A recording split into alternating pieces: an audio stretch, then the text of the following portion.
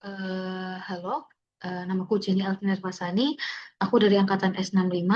Di sini aku akan memberikan tutor untuk program bantu SWMM. Sebelumnya, di sini aku akan mengenalkan apa itu program bantu SWMM. Program bantu SWMM adalah program bantu mungkin yang dapat kita ketahui kepanjangannya. Ini adalah Stormwater Model Management, di mana program ini merupakan suatu program yang bisa memodelkan baik hidrologi maupun hidrolika, mungkin berbeda dengan HECRAS dan HKMS yang masing-masing HKMS itu hidrologi, sedangkan HECRAS adalah hidrolika. Nah, kalau SWMM ini dia dapat memodelkan baik hidrologi maupun hidrolikanya. Nah, SWMM ini biasanya dipakai untuk drainase perkotaan atau urban drainage.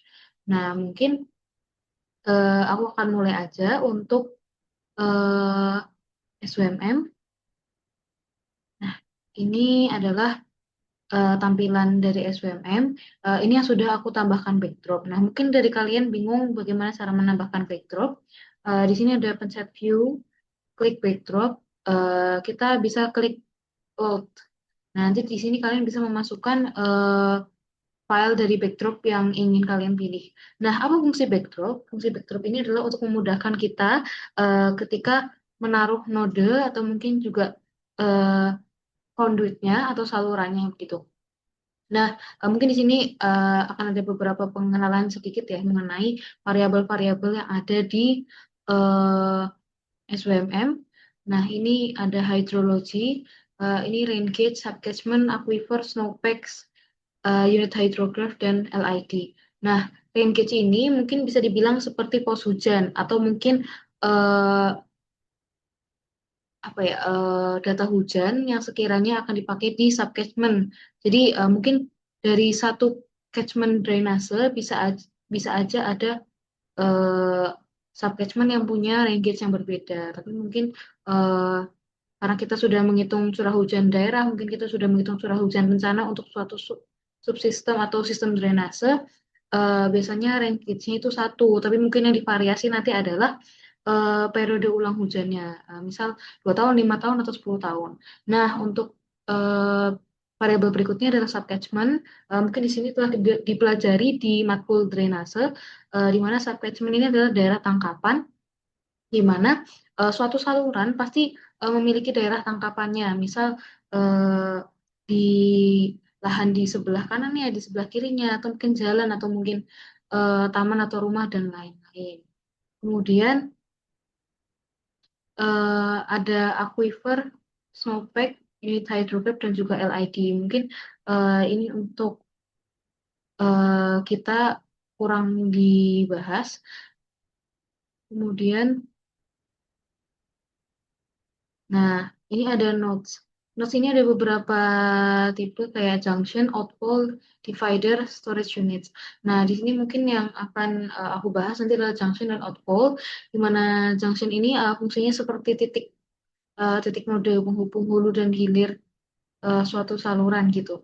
Sedangkan outfalls adalah benar-benar di hilirnya saluran, di hilirnya suatu sistem saluran gitu. Nah, kemudian eh, di sini ada links. Oke. Sini ada conduit, pumps, orifice, weir, sama outlets. Nah, conduit ini yang akan kita pakai, dia fungsinya sebagai salurannya gitu. Sedangkan orifice, pump, dan lain-lain itu adalah fasilitas sistem drainase yang mungkin kurang dibahas ya di matkul drainase, tapi mungkin kalau kalian tertarik ikut lomba air atau mungkin nantinya kalian ingin menempuh S2 air atau mungkin kalian tertarik lah untuk memodelkan fasilitas itu mungkin bisa dipelajari lebih lanjut untuk orifice, weirs, outlet, pumps, dan lain-lain. Kemudian kita nanti akan coba memasukkan untuk curves juga. Nah, oh sorry, time curves ini ada time series, time pattern, sama map labels. Nah, di sini kita akan memasukkan time series, di mana kita memasukkan hujan jam-jaman ya, teman-teman. Nah, hujan jam-jaman ini kita bisa ngitung dari IDF Mononobe, IBM, sama Tadashi Tanimoto, dan mungkin juga Sri Harto, dan mungkin kalian nemu metode-metode lain dari hasil penelitian orang gitu. Nah, di sini aku mulai aja. Yang pertama kita bisa modeling rain gauge. Nah, mungkin untuk rain gauge ini, oh ya sebelum itu, sebelum masuk ke rain gauge, nah di sini juga ada apa namanya auto length of, offset, depth, sama flow units. Nah di sini aku pengen flow unitsnya adalah pakai meter kubik itu, kayak pakai SI. Nah ini kita bisa ganti ke CMS. Nah terus di sini kita mulai aja kita modeling rain gauge. Kita klik tanda plus ini. Mungkin aku taruh di sini kali ya rain gauge-nya. Nah mungkin kita bisa namain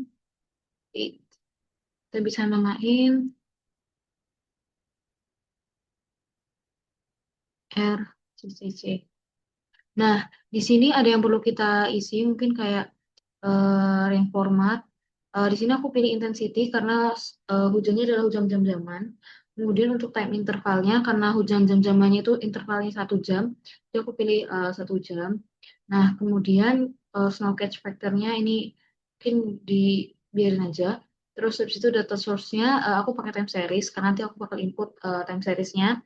Nah, nah, ini kalau misalnya kita pakai time series, nanti kita bakal pilih time seriesnya di sini. Nah, mungkin itu aja. Terus habis itu kita lanjut, karena tadi kan butuh data time series ya. Mungkin aku biasanya bakal masukin time seriesnya dulu. Nah, ini aku bisa namain misal EUH 2 tahun.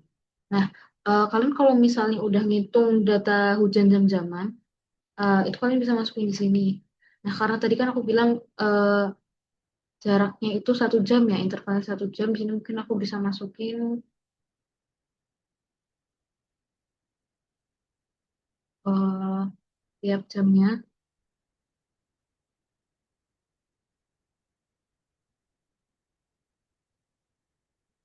Ini agak aku karang aja ya, biar cepat.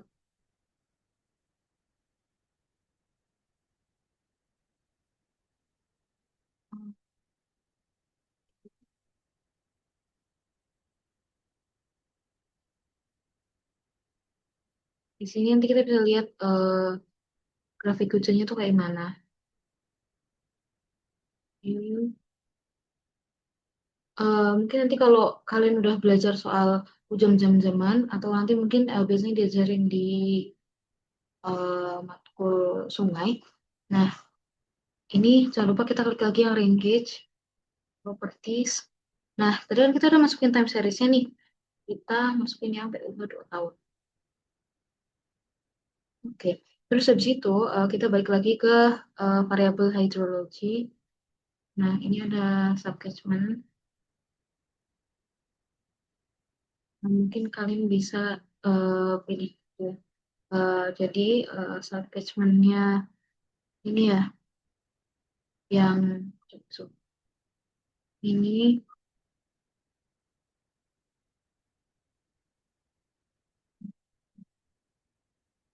di subcatchment-nya di sini.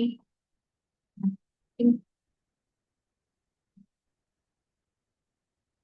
kita namain di sini misal salurannya namanya saluran dasar ya.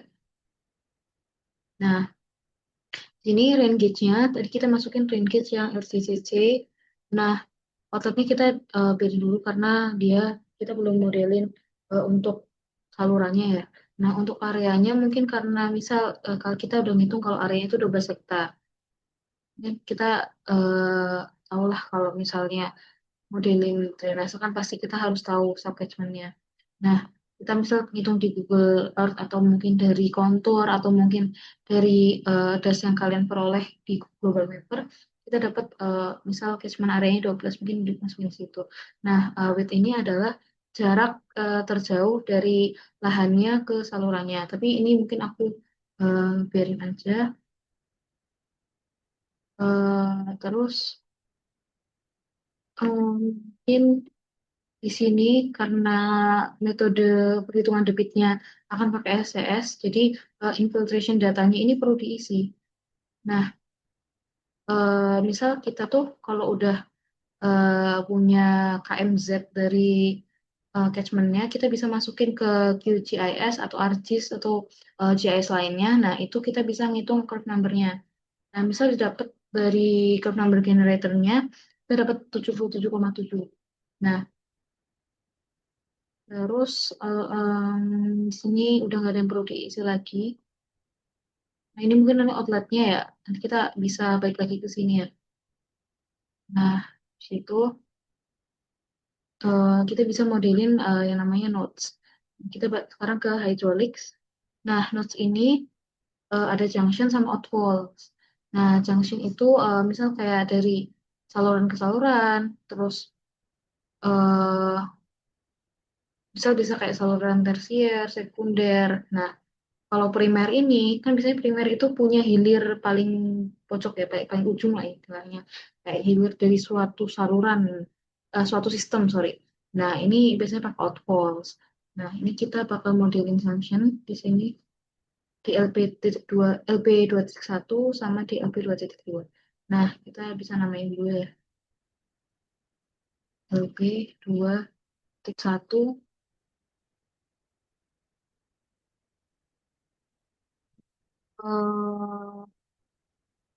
di situ yang perlu kita isi adalah mungkin kayak invert elevation-nya nanti misal saluran di node ini itu akan punya elevasi dasar saluran tuh di berapa. Nah, misal aku isi 15. Ini next step-nya value aja. Terus mungkin yang perlu kita isi adalah invert elevation-nya sih, yang lain tuh enggak. Nah, terus kita yang ini kita isi LP2.2.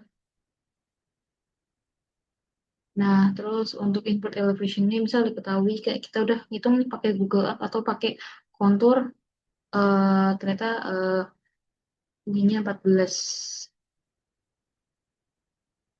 sampai 14,5 deh. Nah, 14,5. Nah, karena kita udah modelin si junction sama junctionnya ini, tinggal kita modelin dong apa salurannya. Kita bisa klik plus, terus kita pencet dari LB2.1 mungkin ke LB2.2. Nah, ini karena tadi aku bilang nama salurannya basar ya. Nah, di sini kita perlu masukin shape-nya. Nah, karena saluran biasanya kan pakai box culvert ya. Cuma mungkin kalau kalian saluran yang bukan box culvert, mungkin bisa isi trapezoidal, triangular, parabolic, terus power, straight, irregular, dan lain-lain. Nah, kalau irregular ini, kita kayak sungai gitu ya. Sungai misal eh, bentuknya jadi kayak nggak nggak beraturan tuh. Nah, di sini mungkin aku pakai rectangular aja dengan maximum height 1, bottom width-nya 0,6, atau lebarnya 0,6. Terus di sini aku juga pakai length-nya. Di sini anggaplah panjang salurannya itu 250 meter. Roughness ini Manning ya teman-teman. Jadi kalian tuh biasanya kan belajar soal tabel Manning. Nah biasanya kalau saluran tanah kan 0,03. Nah terus saluran tanah yang berkelok-kelok tuh 0,04. Nah ini pun karena dia beton jadi 0,013. Oke. Nah kita balik lagi ke subcatchment yang SC1 ini. Sorry, kita namain SC Basar ya. Nah, di sini kita bisa pilih outletnya. Outletnya ini tadi kan di LB2.1 kan. Kayak dia itu kan akan masuk ke saluran basar. Jadi kita masukin LB2. Biasanya mungkin akan kelihatan ya di sini.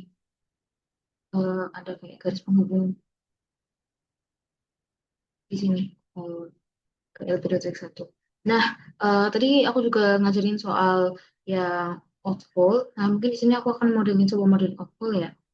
Nah, kita misalkan set ngarang aja deh di sini. Itu kayak semacam kita habis itu buang ke sungai atau mungkin buang ke laut atau buang ke danau dan lain-lain. Jadi kayak outflow ini biasanya adalah titik di mana kita buang air ini terakhir gitu loh. Nah, mungkin di sini kita masukin invert elevation-nya. Kita bisa masukin tadi kan 14,5. Sini 14 ya. Nah, terus di sini ada tide gate. Ada nggak gate-nya di situ? Terus, nah di sini ada tipe-tipenya, ada free, normal, fixed, tidal, sama time series. Nah, free ini misal kayak kamu buang tanpa memperhatiin apa ya, perhatiin kayak air yang ada di hilirnya gitu. Terus kalau normal ini, misal kayak di setting lah tinggi di hilir itu 3 meter atau gimana. Nah, terus wait. Oh, kalau normal ini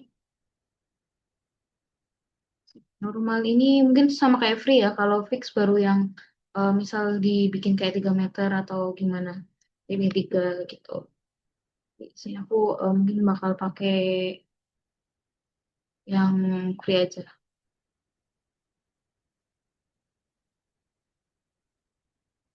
Nah, kalau kalian pakai yang tidal sama time series, biasanya kalian tuh diminta masukin curve sama eh, apa namanya time seriesnya. Cuma eh kita di sini yang simple aja yang free.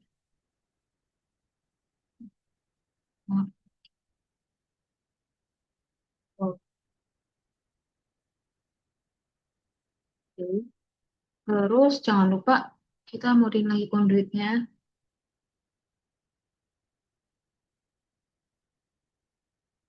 Ini di sini aku namain SS besar 2 kali ya.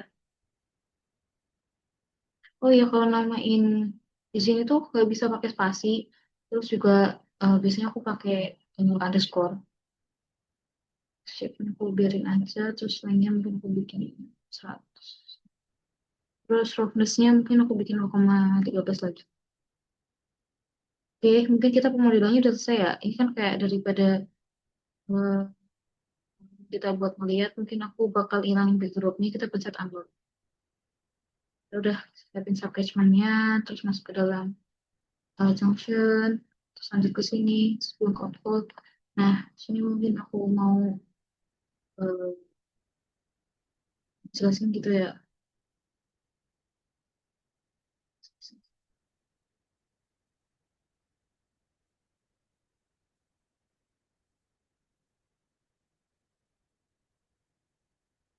Bakal kelihatan kan kayak subcatchment-nya, terus titik-titik nodenya, terus ada overflow juga. Nah, mungkin di sini kalau kita mau ngerunning, kita bisa klik ini. Oke. Nah, biasanya kalau buat lihat apakah saluran kita tuh udah memenuhi atau enggak gitu kayak dengan hujan segitu gitu ya. Kita tuh bisa klik di map, dan kita klik link, terus kita klik max capacity. Nah, di sini kan merah nih. Wait, mungkin aku di sini akan bisa jelasin lagi ya.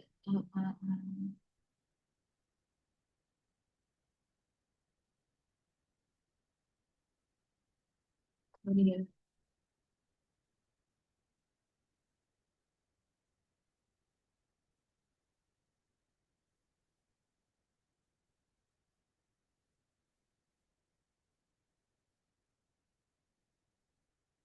Itu kita bisa lebih tebelin lagi. Ya. Ini kan merah nih. Nah, merah ini mungkin aku bakal jelasin dikit. Masuk kita lihat dari ini. Ini kita kalau mau lihat ini ya long sectionnya, kita bisa klik node-nodenya atau titik-titiknya. Mungkin kalau kalian mau lihat animatornya bisa klik ini.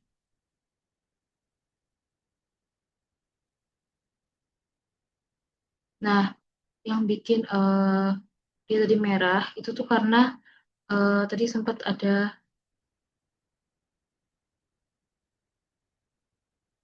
Nah, ini ada full bank ya di sini. Nah, itu karena itu dia merah. Itu proporsi air sama tinggi salurannya itu hampir hampir luber gitu. Mungkin kalau kalian mau lihat juga di summary result, ini ada di mungkin di not flooding. Nah, ini kelihatan kalau di LP 2.1 itu ada flooding ya teman-teman. Terus mungkin kalau lihat di note-nya, nah ini maksimum reported depth itu dia satu. Jadi ini perlu didesain lagi, mungkin ditinggiin atau dilebarin. Nah, terus ini, hmm,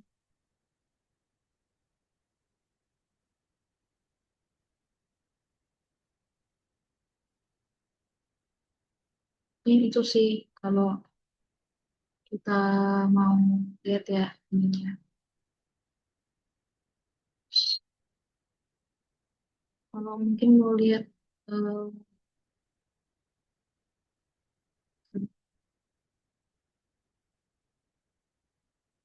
by objek ya. Nah, kita akan lihat tinggi flow, depth sama volume di saluran dasar ini. Nah, ini tadi kan kita setting tinggi di saluran basar itu 1 meter kan, salurannya kan 1 meter. Nah, ini dia tuh punya tinggi 0,83. Jadi, karena dia 0,83 terus dibandingkan dengan satu ya, 0,83 banding satu, ini dia indeksnya warnanya merah. Jadi kita kalau bisa, kalau eh, mendesain saluran itu mungkin paling paling tinggi ya di indeks warna kuning. Jadi kita bisa kayak ninggiin salurannya atau ngelebarin saluran. Mungkin sekian dari aku untuk tutorial SWM ini. Bila ada pertanyaan mungkin bisa chat aku atau DM aku di Instagram @jenireva. Mungkin sekian aja. Terima kasih. Dadah.